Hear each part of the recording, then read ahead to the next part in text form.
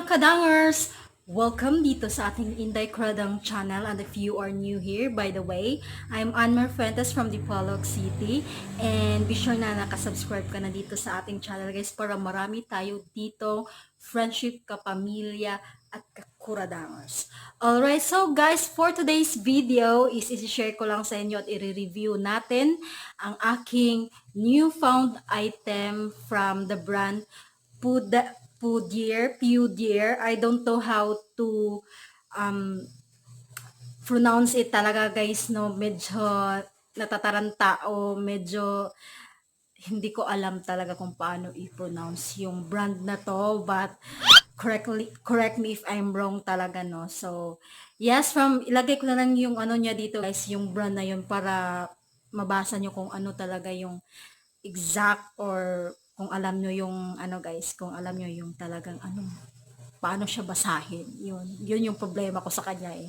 So, yeah, so but before that guys, kung hindi ka pa nakasubscribe, please subscribe and then like this video and share this video.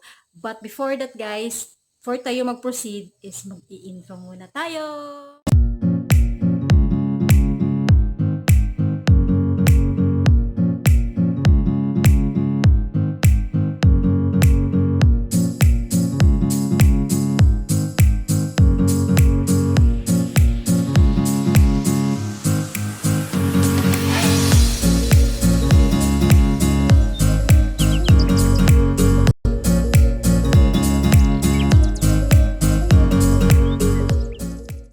Sa share ko lang sa inyo guys yung mga sponges or makeup blender, beauty blender from the brand Pudaier ba yan? Paano yan ano guys?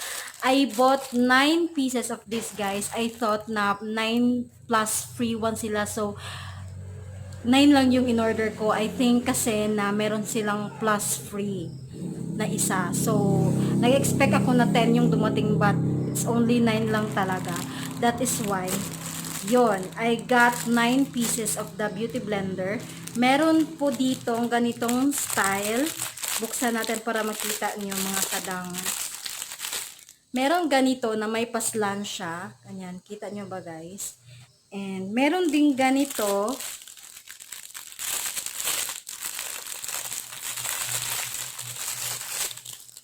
Ayan.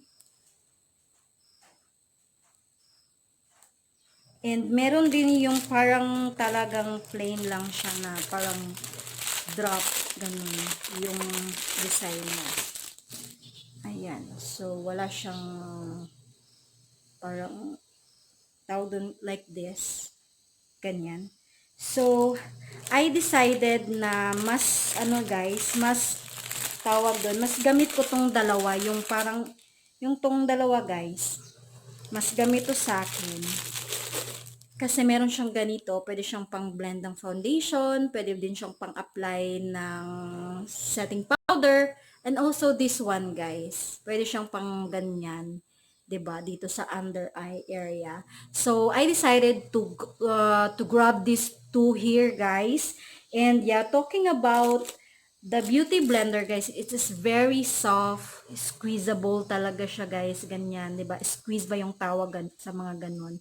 Very soft niya, bearing ano niya guys. But this is ano guys, dry lang to siya guys. And i-try natin siya na basain natin siya. Yung size niya pag dry lang is ganyan lang siya guys. Ayan. So i-try natin tong dalawa na basain kung mag-expand ba siya pag mababasa na siya guys. Alright, so I will be back. I will just basa this guys. Alright. Alright, it is now wet and damp guys, and as expected nga is nag-e-expand yung size niya. Kita nyo, lumalaki po sila. Ayan. Lumalaki siya pag nababasa po siya guys. Nababasa. So, ayan. So, we're going to use these sponges in applying our foundation. So, I have here my foundation from, from Ever Belena, the All Day Liquid Foundation. So, naka-moisturize yung face ko mga kadangz. And, try nating ilagay itong moisturizer na to using our sponge. Alright, so here you go. So I am going to use this sponge, guys. Apply ko muna siya using my finger, and then i-blend natin siya using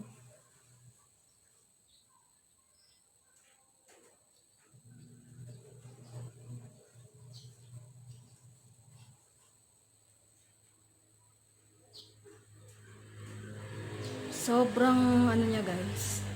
Sobrang soft niya sa face pag yung dab mo lang yun siya dyan sa face mo.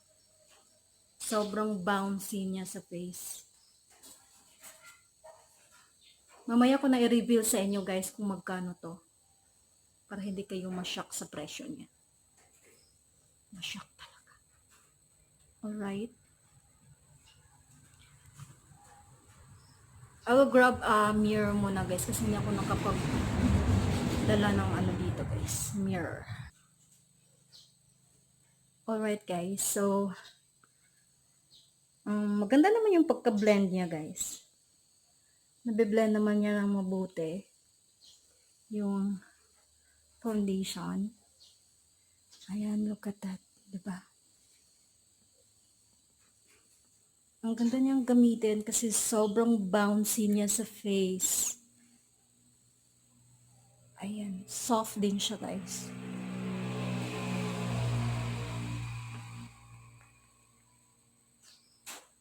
Kasi ganyan dapat kasi mag-blend daw ng foundation using a beauty blender, mga ka-dangz.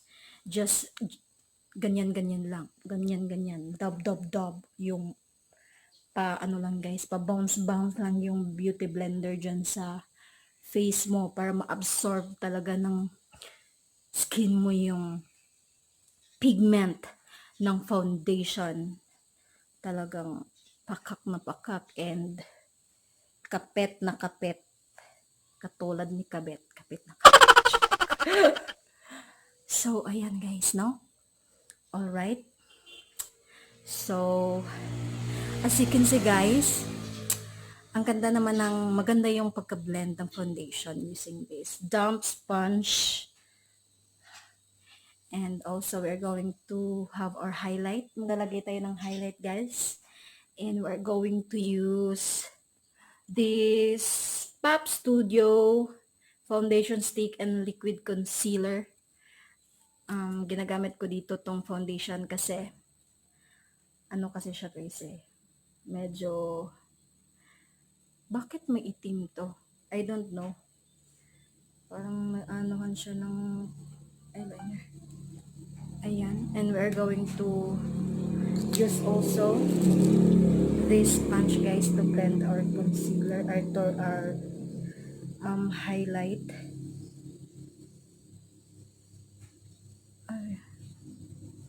Yeah. Very nice.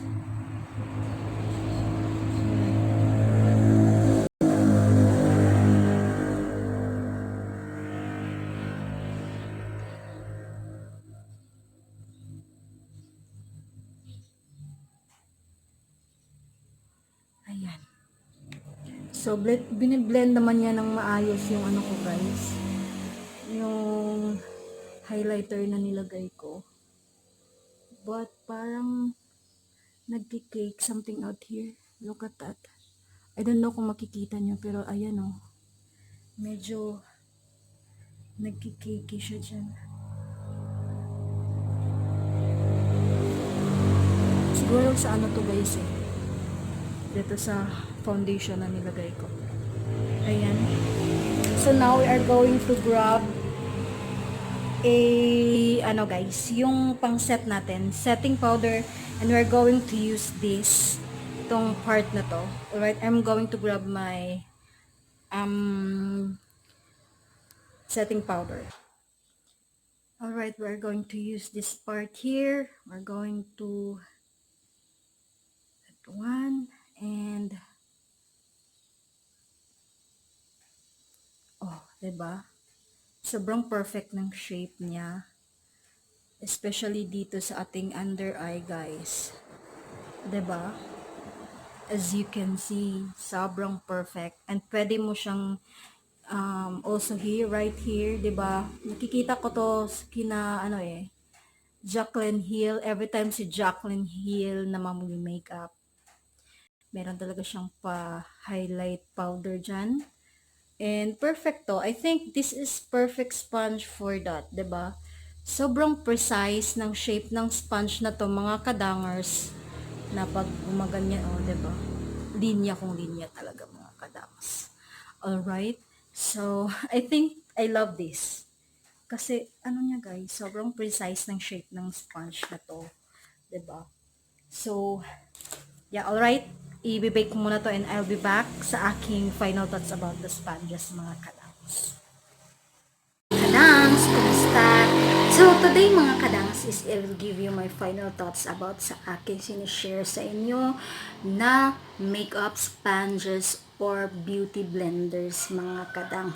So, matagal ko na tong ginagamit. It's been 2 months na siguro, mga kadangz, and most of my looks, ito yung mga beauty blenders or beauty sponges na ginagamit ko, mga kadangs. And to show these sponges to you, mga kadangs, ito na po sila. Sobrang dumi because kakagamit ko lang ng mga to sa aking Valentine's makeup look kasi February na ngayon, diba? So, ito na po sila, mga kadangs. Medyo nagka-butas-butas na po siya. Ayan, as you can observe. Alright, so the revelation of this product, mga kadangs, is the price. Alright, so to tell you honestly, the price of this product is 9 pesos each, excluded sa kanyang shipping fee, mga kadangs. So wala pang shipping fee, this is 9 pesos. Alright, so for the price, I think I could say na this is so very affordable, mga kadangs, no? 9 pesos ra siya. So, nag-buy ko ani og 9 pieces, mga kadangs, and I use these 2 na I think very usable sa akin. Ito yung pang-blend ko ng aking concealer and also the foundation, at ito yung pang-bake ko, mga kadangs, kasi precise kasi yung shape niya. For precision kasi yung shape niya, mga kadangs. Alright, so the price is 9 pesos. Thumbs up, very affordable. And to think na nagamit ko to ng more than 2 months until now, mga kadangs. And I'm still using it sa pag-blend ng aking mga beauty products sa aking face, mga kadangs. I can say that wala naman akong problema sa kanya. Yung, ano niya, mga kadangs, yung finish niya sa foundation habang biniblend ko is okay naman. I'll just put here mga pictures ng aking mga makeup look na siya yung gamit ko. But yeah, hindi naman creasing yung mga foundation. Kasi alam mo naman, mga kadangs, na magdedepende yung finish ng ating foundation sa ginagamit nating tools, 'di ba? Right, wait. Ayan na nga, mga kadangs. So yun. And nilalabhan ko lang to siya pag ginagamit ko. And yung ano niya, guys, is very soft. Kasi pag beauty blenders kasi, mga kadangs, you should use it anang damp or wet siya, 'di ba, mga kadangs, para mas perfect pa yung effect na or parang finish ng ating foundations, ating face, mga kadangs. And yeah, I'm so very satisfied with the finish of the foundation na blend ko through this beauty blenders, mga kadangs. And this is 9 pesos. And saan ka pa hahanap ng beauty blenders na 9 pesos? Usually, beauty blenders na talagang mga mamahalan, real techniques na talagang very, very expensive, no? So, though, hindi pa ako nakagamit ng mga expensive beauty sponges, but I think this Baraton one is okay. It's a thumbs up, no? Why not na gumamit tayo ng mga cheap but nice to use na mga product, mga kadangs, like this, mga kadangs. Alright, sana nakapagbigay ako sa inyo ng information about these products. This is from the brand pala, Pudaier, mga kadangs, no? Before I end this video, this is from the brand Pudaier. Ayan. So, yung availability niya nasa Shopee and Lazada. And yun nga mga ka-dangz, very easy kasi talagang online shopping na tayo lahat ngayon, di ba mga ka-dangz? And yeah, yun lang aking masasabi at ma-share sa inyo with this product mga ka-dangz, no? And hopefully matry nyo din kasi 9 pesos is 9 pesos. Pwede kang bumili ng 10 pieces for only 100 pesos. Matagal-tagal mo nang magagamit yun. Siguro 1 year na, di ba mga kadang sa 10 pieces na beauty blenders na to. And very soft, very bouncy din siya pag igaganon mo siya sa face mo mga kadangs. Ayun, so thank you so much for watching sa ating video. And kung hindi ka pa nakasubscribe, please do hit the subscription button below mga kadangs. And let's be family. Yeah, let's be family here in our Inday Kuradang channel. And thank you so much. Bye! See you na lang sa ating next video.